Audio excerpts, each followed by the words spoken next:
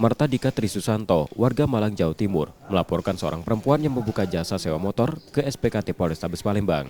Dalam laporannya, pelapor menerangkan ia membutuhkan motor untuk alat transportasi di Palembang setelah dipindah tugaskan.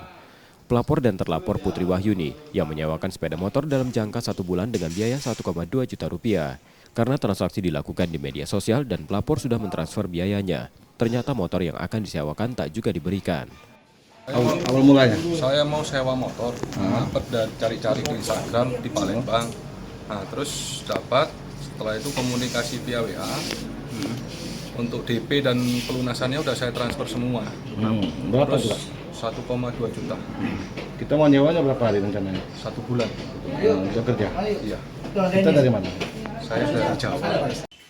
Laporan kini dalam penanganan polisi dari Polrestabes Palembang. Yudi Kiswanto, Kompas TV, Palembang, Sumatera Selatan.